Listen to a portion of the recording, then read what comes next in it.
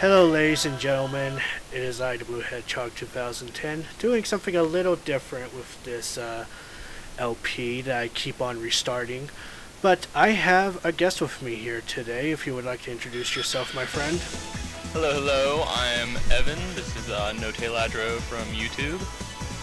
Saying hello to everyone on here and here to commentate with my good friend here. And, you know, when the first couple of times I did try doing this project, I decided to go through settings here. But, you know, a couple of times when I was playing this game, I kept screwing up during my playthroughs when I was doing my live commentary. And here I am. I think I did a lot better this time around, but I did have to get rid of my save files, as you can see here. But, I mean, nothing really too bad about that. Yeah, I never finished this game, so it'll be good to actually see how it ends up in the end. Did the beginning, but never actually had, like, you know, the game per se. I had it for the Mega Collection, so I didn't exactly keep track of the saves. Yeah, I've been introduced to this game, oh man, I think it was back when I was in middle school. My dad picked up a Sonic Mega Collection pack from Walmart, and this game was included for the PC, so that's how I was introduced to this game. But the thing of it is, you know, it didn't come with music, it only came with sound, so it was that like... had to be a bit awkward. How yeah, could you miss out on the grand opening? Right? And I mean, you know, it did play the beginning of Sonic Boom, but, you know, there was actually no in-game soundtrack. Oh, so available. you didn't have the soundtrack after the intro? Yeah. Hmm. So, that was pretty weird. That'd be a weird planet. You know, most games at least come with some kind of ambience when you're playing, you know, birds chirping or something. Yeah, but no, all I got was, you know, the Sonic bouncing effects, the explosion, everything else. It was kind of awkward. But let's see, if I understand the story correctly in this game, you take role as Sonic the Hedgehog, of course, and going to this planet known as Little Big Planet. I'm not kidding, that's what it's called. I thought it was just a little planet or something. It might be just Little Planet, I don't know, I might have gotten that mixed up. You might be thinking Mario 64, I think that's what it is? Oh, yeah, I might be, because, you know, they have a level... island or whatever it is. Yeah. But it definitely has the word little and planet in the name, that's for sure. Yeah. I think it's like Amy comes and someone notifies like Sonic that Eggman's chained up the planet or something.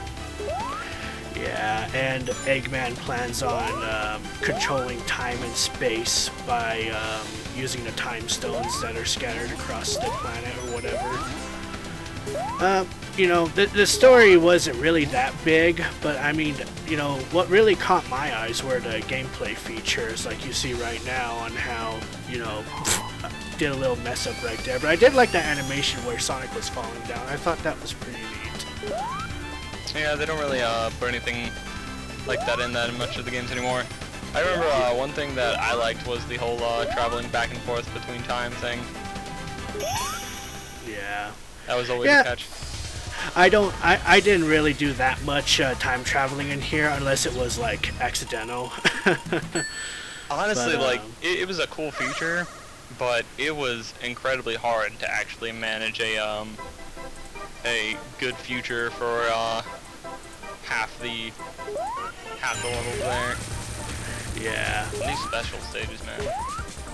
Yeah, they the first time I was playing these special stages, it was really trippy. I was not used to this type of special stage. Like, you know, the first game I've played was Sonic the Hedgehog 3 and Knuckles for the PC, so you'd figured I would get used to these type of special stages already, but nope, when I ran into this stage, oh boy. Well, you know, I guess it's more because this one is, the ones I had in Sonic CD were, you know, a little more like freeform. You could actually curve and all that. Whereas, Sonic 3 and Knuckles was basically just, you know, you turn left, you turn right, you go forwards, you go backwards. Yeah, definitely the special stages on Sonic 3 and Knuckles were a lot more easier than the special stages here on Sonic CD. Overall, definitely. Yeah. But, you know, like Evan stated, there is a feature in this game where you can go into the past or the future. I decided to insert this little clip of Miles Tails' Prower here because if you got this for the PlayStation 3, the Xbox 360, or Steam itself, you'll be able to get this little nice additional content of playing as Miles Tails' Prower. Though the only catch with this is you have to beat the game at least once to unlock this feature, so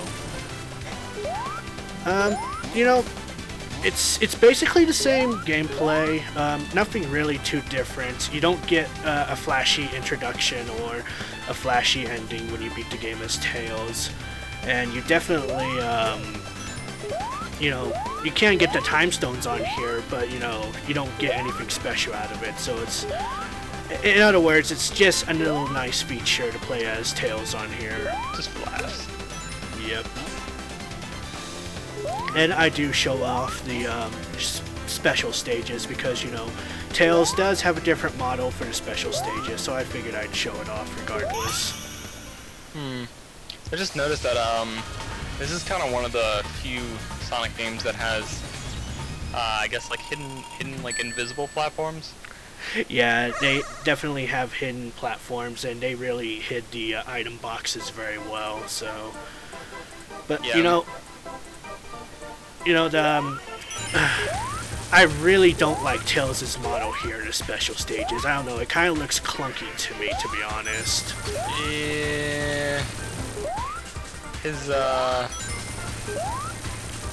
almost looks like disproportionate in a way, kind of. I guess from this angle. Yeah, I mean, I can definitely, compared to, you know, the Sonic's jump animation, Tails' jump animation looks a lot bigger. Yeah, it definitely looks bigger than, you know, he actually is. Yeah, and that's what kind of threw me off. But, you know, this is the only level in special stage that I will be showing off Miles Tails' Prower here. Just gonna show him off because it is a nice little, Tails is Jesus, everyone. Look at that shit. Yeah, I always loved that in some games where it's like, oh, you beat the stage? Well, even though you're standing on lava and your feet are probably on fire, we're just gonna let you finish anyway. Oh, look, I am slowly turning into ash, but I got this shiny stone. Everything is alright. But, you know, the only difference is that, you know, there are many ways that you can ensure to get a good future in this game. You know, if you get all the time stones, you are very ensured that, you know, you'll be completing the stages of a good future regardless. Yeah. But there is another way about doing this, but it requires you to go into the past to find a roboticizer, which upon destroying, you'll get rid of all the bad nicks on the screen, which makes these levels a hell of a lot easier to clear. And if you find like the hologram Metal Sonic, I do show one of those things off here, but you know, as far as I'm concerned, if you destroy the hologram of Metal Sonic, all there is just, you know, you'll get a good future regardless, so. Yeah, it was always kind of, I suppose, in a way, kind of annoying trying to get a good future by activating all the time posts. At least in my opinion, just because you actually had to be, sometimes they would be put in spots where there would be pretty much literally no way to pick up enough speed to actually end up traveling through time. Oh yeah, definitely. My only tip and advice, if you're going to get all the time stones, be sure you have a shield regardless, because you can run into so many obstacles along the way of collecting 50 rings here to get to the special stage. And that's just about much advice I can give you, you know, just be really careful when going about collecting the 50 rings here. You know, I really gotta know, where are these special stages even taking place? Like, where is this? I really have no idea, to be honest. You know, it's like all of a sudden you're just like, all of a sudden you're in the middle of a kind of like tarmac area, and oh look, you're standing on a barrier. Yep, pretty much. Defy all spring physics. But yeah, you're just standing on a tarmac in the middle of an ocean that seems to be surrounded by clouds, and there's just a planet off in the distance. So it's like, where is this? I guess it's just one of those alternate dimension things, kind of like, you know, Sonic 2. Yeah. I will state this out right now. You know, it is easier to get lives on this game. You know, the thing of it is, all you have to really do is get, you know, 50,000 points, you'll get an extra life right there. And this probably has to be one of the most easiest bosses in Sonic the Hedgehog's history. I've seen this one.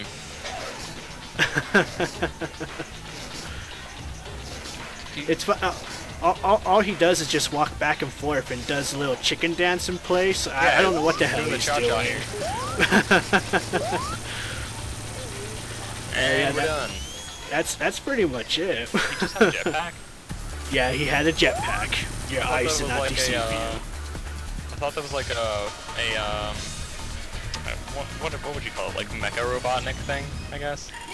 Yeah. Are you talking about one of those doppelganger Eggmans? Yeah. It's the ones that start to appear in Sonic 3K. Yeah. Yeah, so I mean, you know, that's pretty much core gameplay. You know, I'm having a lot of fun with this project, and you know, I hope you viewers out there are enjoying this as well. As you can see, this is about the end of the part right here. But there'll be more. Yeah, definitely. And, there's only one round. These videos will only be uploaded on Saturdays and Sundays, so look forward to it. And I'll be around for the next one, I think. Yes? Yeah, definitely. Alright, sounds good. Alrighty, so until then, everyone, I am the Blue Hedgehog 2010. And I am Notteladro. I will see everyone later next weekend. Sounds very good. Take care, everyone. See you guys.